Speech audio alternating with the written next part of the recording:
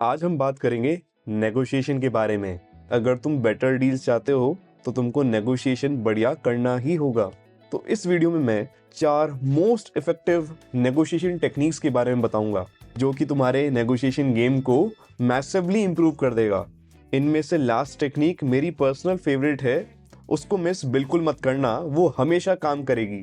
ये वीडियो देखने के बाद मैं गारंटी लेता हूँ तुम डील मेकिंग प्रोसेस को एकदम अलग तरह से सोचोगे। खमागणी मित्रों, मैं हूं शांतनु सिंह।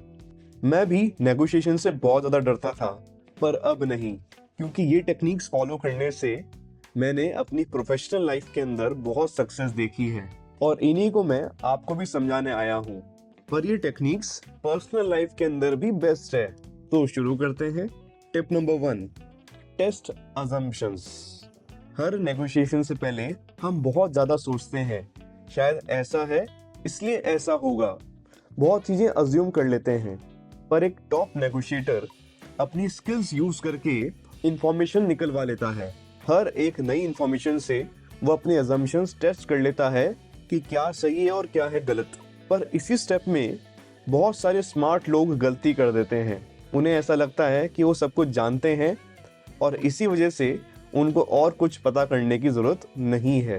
पर एक टॉप नेगोशिएटर अपने सारे अजम्पशंस टेस्ट कर लेता है, जो बाकी प्लेयर्स विश्वास पे मान के चलते हैं या फिर इग्नोर कर देते हैं।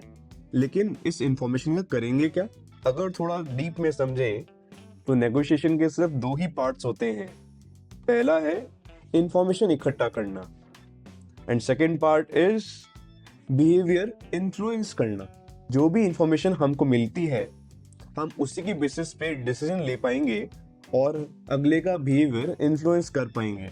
अपने स्किल्स यूज करके जो जानकारी मिली उसी की बेसिस पे हम सारे अजम्पशंस एलिमिनेट करके सही वाले अजम्पशन तक पहुंच सकते हैं। कई बार तो ऐसा होता है जो हमने सोचा होता है रियलिटी उसके एकदम अपोजिट निकलती है। पर अब तुम सोचोगे कि इंफॉर्मेशन निकलवानी कैसे है, तो इसके लिए है टिप नंबर 2, लिसन केयरफुली। 90% लोग नेगोशिएशन के टाइम पे अपना दिमाग सिर्फ आगे आर्गुमेंट क्या करना है और उसको सोचने में ही लगा देते हैं, पर ये एक बहुत बड़ी गलती है।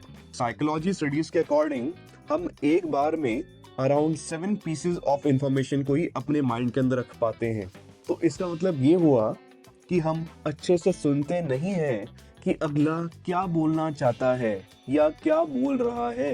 कई लोग सोचते हैं कि नेगोशिएशन एक आर्गुमेंट्स की जंग होती है।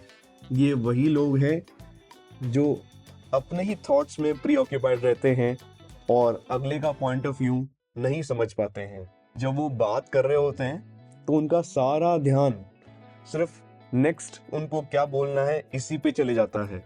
पर असल में हमको अगले पर्सन की नीड समझनी होती है। इसके लिए उनको इतना सेफ फील करवाओ कि बस वो बोलते ही चले जाएं। ऐसा करने के 2 फायदे हैं। पहला, हमको इंफॉर्मेशन मिल जाती है।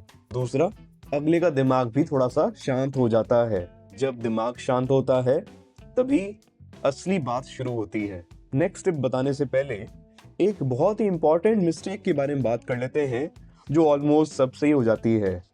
That is going too fast in negotiation. सबसे इंपॉर्टेंट पार्ट होता है किसी भी नेगोशिएशन का कि आपने अगले को कितना कॉन्फिडेंस में लिया हुआ है, कितना ट्रस्ट करते हैं वो आप पे। अगर नेगोशिएशन के टाइम पे थोड़ी जल्दी दिखाएंगे तो उससे अगले को ऐसा फील हो सकता है कि उनकी बात अच्छे से सुनी नहीं जा रही है, थोड़ा सा ट्रस्ट लेवल भी कम हो जाता है।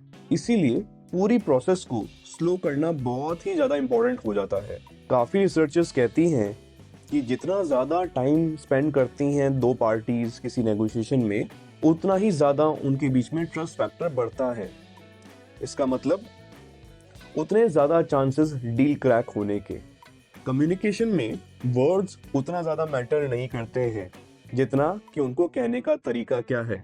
और इसी से शुरू होती है हमारी tip number 3, different voice for different occasions. As a negotiator आपके पास सिर्फ 3 टाइप की आवाज होती है। पहली है playful voice, second is late night FM DJ voice और थर्ड है एकदम direct assertive voice. Most of the time आपको प्लेफुल आवाज ही यूज करनी होती है। ये आवाज है एक खुश इंसान की जो कि बढ़िया मूड में है।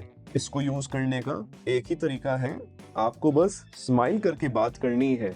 इसको यूज करने की एक ट्रिक होती है, आपको इस आवाज में जब बात करोगे तो बस स्माइल करके ही बात करनी है। स्माइल का असर फोन पे भी काम करता है, जो कि अगला पर्सन समझ जाता है। नेक्स्ट है late night FM DJ voice.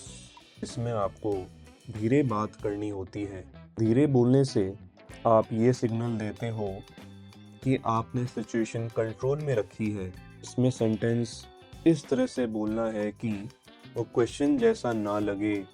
Use it selectively to make a point.